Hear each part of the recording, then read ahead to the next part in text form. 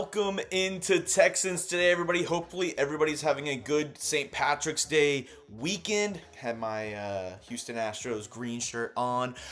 Coming to you on a Sunday where I have some interesting stuff that I want to share with y'all that's been going on around the Houston Rodeo recently. And you're probably wondering, Jeremy, well, you're a Texans channel. Why are we talking about the Houston Rodeo? Why do you care about the Houston Rodeo? Well, it all comes back to NRG Stadium. If you've been watching my videos over the past couple months, I did a video on a John Alexander reporting from the Houston Chronicle talking about how the Houston Rodeo and the Houston Texans are currently in contract lease negotiations with NRG Stadium and Harris County. And there's been some interesting stuff that's happened at the rodeo over the past couple days that I think might have Texans ownership, the new Texans president Mike Toman, kind of, not making any rash decisions, but maybe taking into account as they move forward with what they're going to want to do,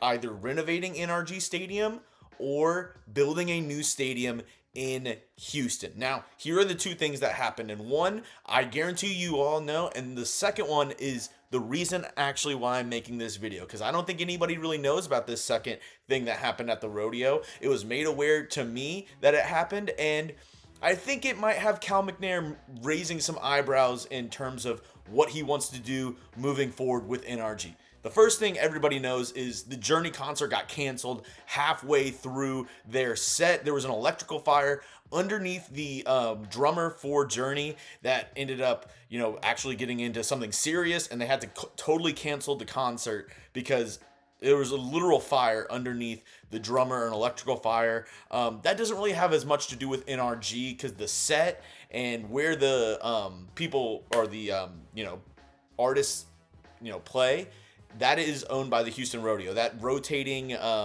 stage that goes into the middle of the field, that is owned by the Houston Rodeo. So I would believe that kind of lies more on the rodeo side of it rather than the NRG. But that was one bad thing, one bad press where I know Sean Pendergast of 610 ESPN, he was at the concert, and there was a lot of people mad. There was a lot of people upset that the concert got canceled and that the concert ended the way it did with that electrical fire, that mishap, basically ending the concert.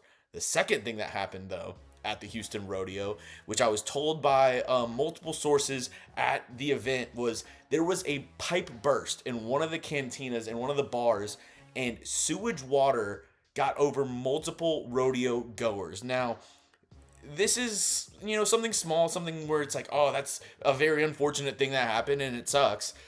But it is signs that the stadium is needing renovations. If there are pipes bursting, if there is stuff like that happening within the stadium walls, that's on NRG. That's on this, whoever's owning the stadium, which right now, Harris County, the Harris County Houston Sports Authority and joint venture, they own the stadium.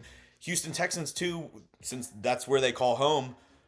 That is alarming because you don't want that happening multiple times. You don't want that happening at all. And the fact that it happened at one of the bigger events, the Houston Rodeo at NRG Stadium, that's not good news. I don't know if this has been reported to, an extent that everybody knows about it, but I have been told by multiple sources that it happened. There was a pipe burst at NRG, or something happened in one of the bars. I believe it was a pipe burst that got sewage water over multiple rodeo goers. And this just gets into my main point of this video, is that we talked about the fact that the Texans and their new hire of, I believe it was Mike Toman. Yeah, and I have the video down, the Texans new team president, Mike Toman. I have that video link in the comment section and description of today's video of whenever he first got hired. But everywhere he's been, that team has gotten a new stadium. Everywhere he's worked closely with the LA teams, with Jerry Jones, with AT&T Stadium. He's worked in multiple stops where they get new stadiums. And I see a lot of people saying, oh, it's impossible. The Texans aren't getting a new stadium. That's totally never going to happen. You're living in a delusional world, Jeremy, which maybe I am. But there is signs that there's gonna have to be something to give. Either they're gonna have to renovate NRG Stadium and give it a major facelift, because I know it's a lot of people don't think it's an older stadium. 2000. It's what, 23, 24 years that it's been since it's been built. But that doesn't mean there's still things that don't need to be fixed. There's things that need to be, upgraded and renovated inside the stadium. And just like you see with the Houston Rodeo, which it is to mention, they are also in lease negotiations with the Harris County Houston Sports Authority. They are also in those same lease negotiations. They can't be too happy with how the rodeo's gone so far in Houston, with multiple, things happening with the Journey concert, with this, with that. I know they're kind of looking at some of those things, and I haven't been told by anybody working for the rodeo or any of the higher ups for the Houston Rodeo about this, but I do know they own some land around Reed Road, where you go park and then the buses take you over to NRG Stadium. They own land over there. And if push comes to shove, I wouldn't be surprised if they say, hey, we want to kind of build our own thing, build out our own stadium, build out our own venue for the Houston Rodeo if things aren't going their way at NRG. I'm not saying I have any inside sources to that's their thought process or that's what they're going to do. But with things going wrong, with things happening at the rodeo this year, it is something that they have to consider. And the fact that, all these things are coming to a head. The Texans hiring a new team president that is very stadium oriented. The fact that, look, in 2026, we're going to have World Cup coming into town, which that's going to put another spotlight on NRG Stadium. And if there continues to be stuff going wrong within the stadium, I know there's also a lot of people who aren't happy with the surrounding of NRG Stadium, with, the building next to NRG that they use for the Houston Rodeo for, the art events and the petting zoos and stuff like that. There's people who are upset with how that has been kept up and that needs renovations as well. So all of this comes to a head with, what is going to happen down the road with NRG Stadium. Because we've already seen this in Houston with the Astrodome of, will they, won't they fix it? What are they going to do with it? There's this plan, there's that plan. I feel like since I've been born, growing up in the city of Houston, I've heard about 1,000 different reports, 1,000 different stories on what are they going to do with the Astrodome. And it still sits there and there's still nothing going on with it. Now, I'm not saying the same thing's going to happen with NRG, but there does seem to be some wheels in motion of there needs to be some sort of action with NRG Stadium, and this stuff happening at the rodeo just put a little bit of a spotlight on that for Cal McNair, for the Houston Texans front office to see that and say, hey, what are we going to do moving forward? Now, I'm going to talk about some NFL free agency stuff here in just a moment, some of the latest moves that might affect the Houston Texans a little bit. We'll break down some guys that maybe the Texans missed out on in just a moment, but today's show is made possible by Prize Picks. It is America's #1 daily fantasy sports app, out there with over 10 million active members. It's the easiest, most exciting way to play daily fantasy sports. All you do is pick more or less on up to 2 to 6 player stat projections. You watch the winnings roll in. Get in on the daily action with your friends. Become part of the Prize Picks community today. The Rockets have been hot. They're the number 2 seed. So why don't you put your money where your mouth is? Have some fun while watching them. I know Jalen Green, I usually go the more on his 3-pointers attempted. Alperen Şengün, he's always, really, really steady on I love the projection of the points, rebounds, and assists combined. Alperen Şengün is an absolute unit that, we've seen his highlight assists over the past month or so. He's amazing. If you want to make some money and watch the Houston Rockets have a time, well, do it over at Prize Picks. It's the best way to win real money this basketball season. And you can make your picks in less than 60 seconds, and you can watch that money roll in. And for y'all, I have a special code for you. Download the Prize Picks app today. Use code CLNS and get $50 instantly when you play $5. You don't need to win to receive the $50 bonus. It's guaranteed.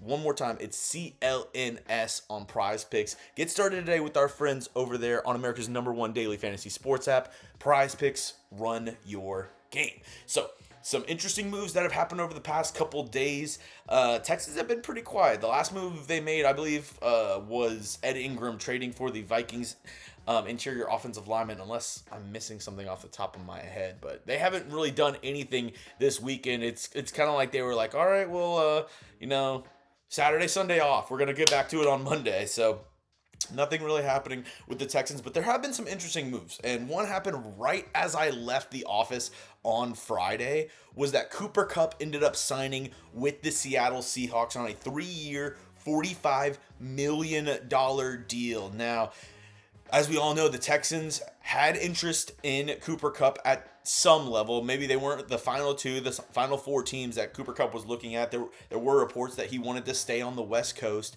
But that connection with Nick Caley had a lot of Texans fans, and even me wondering, could the Texans get Cooper Kupp on a decent contract? I'm telling you, folks, 3 years, $45 million, $15 million a year. I'm kind of glad the Texans didn't make that move. They're being more conservative. They're trying to save their money. They're trying to, dole out contracts that are, more penny pinching but make a lot of sense.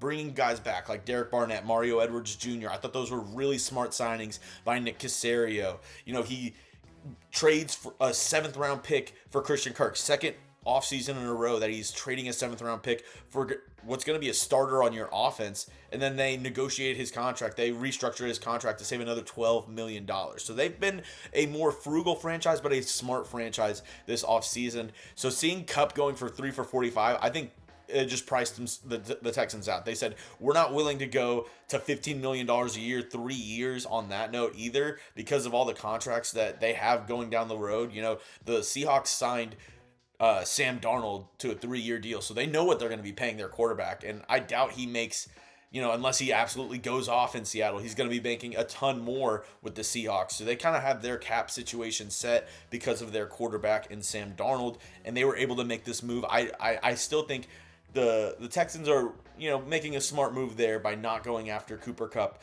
on the $15 million a year price tag. Another move where a lot of Texans fans were interested in this guy. And I really didn't think it really fit with what the Texans wanted to do. I mean, he's a big guy, he's a mauler, but I didn't see Mekhi Becton going to the Houston Texans. I am surprised at how small of a contract he got. I thought he might be able to get a little bit more money, but the fact that it was only 1 season in Philadelphia, I think a lot of teams were hesitant to sign Mekhi Becton because they're like, we don't know, is this sustained success, or is it just the fact that you had some of the best guys around you in the Philadelphia Eagles offensive line? You have maybe a future Hall of Famer. I mean, a lot of people would probably say a Hall of Famer, and Lane Johnson there at right tackle. You have Cam Jurgens, who's a really good up-and-coming center. And then the rest of the offensive line, you have Landon Dickerson, who's, I believe, was an All-Pro, and Jordan Mailata.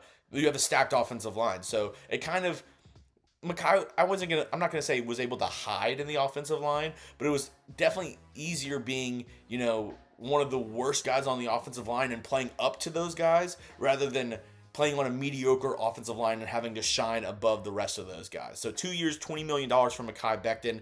I still do think the Texans, if they were going to sign one of the high-profile guys, they were looking at Tevin Jenkins. Now, he's been reported talking to multiple teams. I don't know if Tevin Jenkins and the Houston Texans have had serious talks or serious interest just yet, but that was my guess if the Texans were going to go out and sign big money, which at this point, it doesn't look like they're going to do that. It looks like they're content with building their O-line in the draft. I expect 2 of their first 3 or 4 picks to be offensive line. I wouldn't be surprised if it's like round 1 and round 3, round 1 and round 2, round 1 and round 4, maybe round 2 and round 3. If somebody really good falls to them at 25, or maybe they want to trade back into the second round and acquire some more, early second, third round picks. So I don't think they're going to go out and spend big money. The one guy I did think they would, if they were going to do that, was Tevin Jenkins. But Mekhi Becton, 2 years, $20 million to the LA Chargers. This one, you might not think it affects the Texans as much, but it is very interesting, and I think it does affect the Texans. Aaron Rodgers, the saga that is Rodgers, is now reportedly leaning towards the Minnesota Vikings, which this is big news for your Houston Texans because obviously the 2 other teams that were interested were the New York Giants and the Pittsburgh Steelers. And with him possibly going to the Vikings over the Steelers, I don't know what the Steelers do at quarterback. I don't know if Russ I don't know if he wants to go back to Pittsburgh. I mean, it seems like he's been the odd man out, like the second choice by the Pittsburgh Steelers. It seems like they were really in on Aaron Rodgers, and they're not as interested as Russell Wilson. And if they miss out on Aaron Rodgers, they could have to look towards the draft. Maybe a trade up for Shedeur Sanders, maybe a Jackson Dart. I'm not sure their plan at quarterback moving forward for the Pittsburgh Steelers, and especially if Aaron Rodgers goes to the Minnesota Vikings, which that would be crazy. You know, it would obviously, the way it helps the Texans is the Pittsburgh Steelers in the AFC, a possible team that you're either going to have to face, you know, looking forward into the playoffs. Maybe if you were to hopefully win the division for the third straight year, let's go H-Town. Maybe a possible, you know, wild card team that you'd have to look at would be the Pittsburgh Steelers if they had Aaron Rodgers, because that is a tough division there in the AFC North. But it is interesting, if Rodgers ends up making this move, kind of making the same cycle as Brett Favre. I mean, history repeats itself, and that would be hilarious if it did in that way, where Aaron Rodgers would be a Minnesota Viking. I do think he'd have success there. You have a great offense with Kevin O'Connell, Jay Jettas, Jordan Addison. That would be interesting. That would be very interesting. And the other thing that I did want to talk about that might affect the Houston Texans down the road, T. Higgins and Jamar Chase. Apparently they have the same agent and are working together to get paid. They are saying it's almost like either you have both of us or you have none of us, which it is looking like, from what I would guess, they're probably asking Jamar and T. Higgins for $70 million combined. Jamar at $40 million a year, T. Higgins at $30. And to tie up $70 million in just your receiving room is absolutely ludicrous to me. Like, I can't imagine it. That would be crazy if they did end up paying both those guys. They definitely have to trade Hendrickson, their defensive lineman, get a lot of money off the books, and hope that they can draft well. Just hope that they can replenish through the draft. That would be your only option if you're Cincinnati, if you're paying two receivers a combined $70 million a year. How this affects your Texans, though, one, obviously, kind of the same thing that I just talked about with the Pittsburgh Steelers, a possible team that you could face in the wild card round, a possible team that you could be battling for a final wild card spot. I really hope it doesn't come to that for the Houston Texans, but you have to look at those things when you're looking at teams in your same conference. And then the second thing is, we have Nico Collins on a very reasonable deal. They got him on the cheap. Nick Caserio got this deal done and really secured Nico Collins as a wide receiver one. And I would say, out of all the wide receiver ones in the NFL, he might have the most team-friendly contract out of anybody. Now, if he goes off for another year or two and he sees, you know, T. Higgins, a wide receiver too, making $30 million a year, and Jamar Chase making $40 million a year, not quite double what he makes, but damn near it, I think he might want to come back to the table and talk a little bit. You know, if T. Higgins is getting 30 and he's a wide receiver too, Nico's definitely, without a doubt, our wide receiver one. He is the X. He is the option A. He is the number one guy on this offense that you need to have to make the passing game work. And if he sees guys like T. Higgins getting $30 million a year, if he produces, he's definitely going to want to have a conversation in the next year or two about, hey, where's my compensation? What are we talking here? You know, I helped you out. He even, you know, has helped out even more than that, you know, restructuring his deal, taking team-friendly deals as well. Like, Nico Collins has been a total team-first guy so far. And I do think if he plays really good this year, and maybe, I mean, like, even really good next year, it has to be a conversation of, do you reward somebody like that for how well he's played and, you know, how good of a deal he's given you so far. So some moves around the NFL that are just interesting just to keep your eye on so far, that might affect your Houston Texans. Now, that's all I have for you on today's show. Hopefully you had a good time. It's my off day. It's a Sunday. It's, you know, nice outside. I was just like, you know what? There's a lot of stuff going on around the Houston Texans, and especially that report around the Houston Rodeo. And I was like, you know what? I got to make a video. I got to get on there really quick and chop it up with everybody. If you want to continue the conversation, my ex at Jeremy Chuggs. That link is going to be in the comment section as well. And if you made it to the end of the video, I mean, hit that sub button. Why not, right? Like, it's 100% free. Your one-stop shop for Texans news and rumors is right here at Texans Today. We'll have more live shows, we'll have more draft coverage, free agency coverage throughout the entire offseason. So, if that's something you're interested in. If you're a huge Houston Texans fan and you made it to the end of the video, why not? Go down and hit that sub button.